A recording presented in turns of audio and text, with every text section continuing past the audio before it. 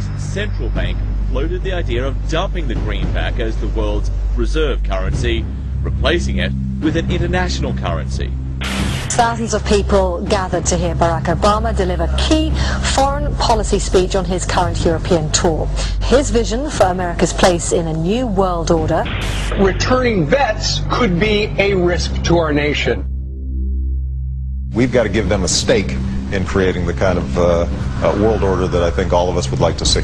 And one of the ways it will drive the change is through global governance. I think a new world order is emerging. This is a hoax and a scam which is designed to transfer wealth and power from the private sector to the government sector and from the government of the United States to a world government. And those people who have been yelling, oh, the UN's going to take over global conspiracy theorists. They've been crazy, but now they're right. And who got the money?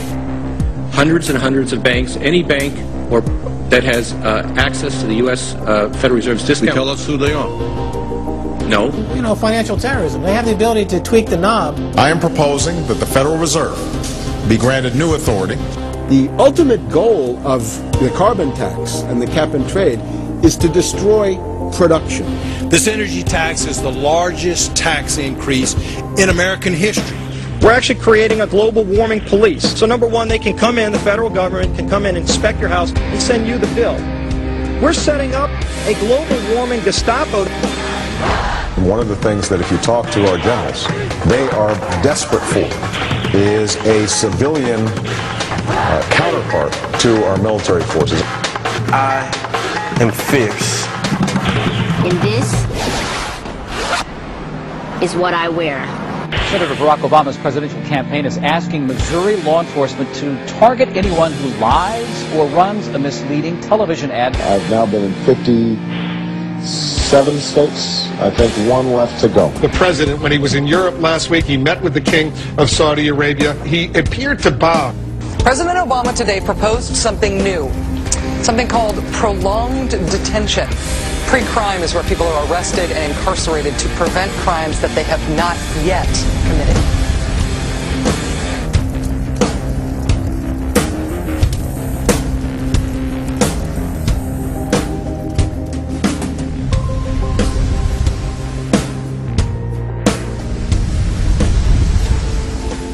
It's the World Wrestling Federation. It's the Washington Wrestling Federation. They put on this show that they're bitter rivalries, you know, villains, and they really don't like each other.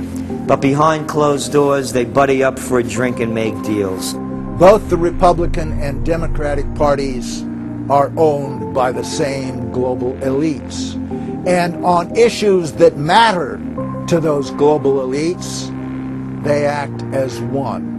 They've wrapped themselves in the American flag, and they've talked about preserving American heritage and principles, and all the while they're working to merge us into a new world order where our sovereignty will be destroyed. We'll lose all connection with our American heritage. With Bush, you knew exactly what you were getting. It was there was no iron fist in a velvet glove. It was just the iron fist. Whereas with Obama, you've got the velvet glove and the iron fist. You know, a very sharp guy, very smooth, knows exactly what he's doing. For that reason, far more dangerous than Bush. Well, at the end of last year, I was willing to give Obama the benefit of the doubt. I thought it was premature to write this guy off.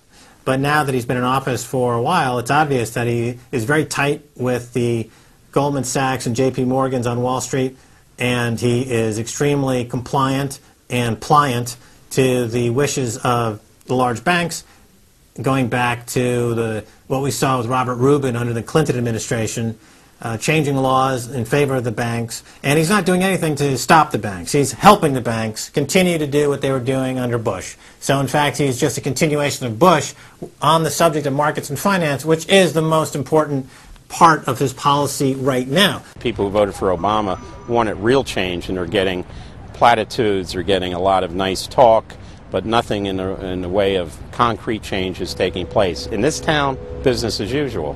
There's one puppet master that controls the left, and there's the same puppet master controls the right. They control the Republican Party, and they control the Democratic Party. This is not a party issue. This is not a left-right issue. The question is, who should government serve? And it should serve the people.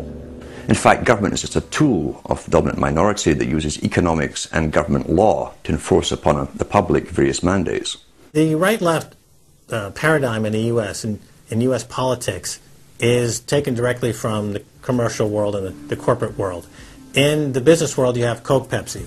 You have McDonald's, Burger King. You've got AT&T and Verizon. You've got duopolies. And a duopoly gives the illusion of there being some competition and some choice. And it looks a little bit better than a monopoly.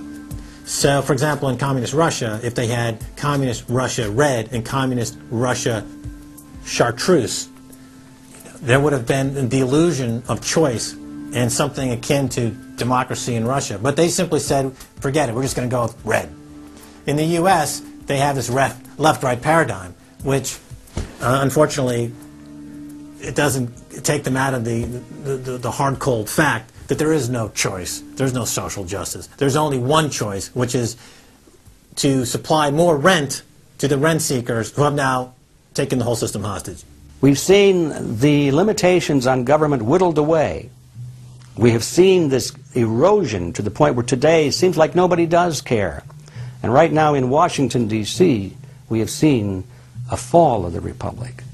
If the United States doesn't have its Bill of Rights and Constitution, it doesn't exist anymore. It's just more real estate, more dirt. And that's what these global corporatists want. They want to completely dismantle the Bill of Rights and Constitution, and they're doing that right now. This is the fall of the Republic. Our nation is dying. We, the people that live in this fine country, need to stand up, get involved, and take the system back.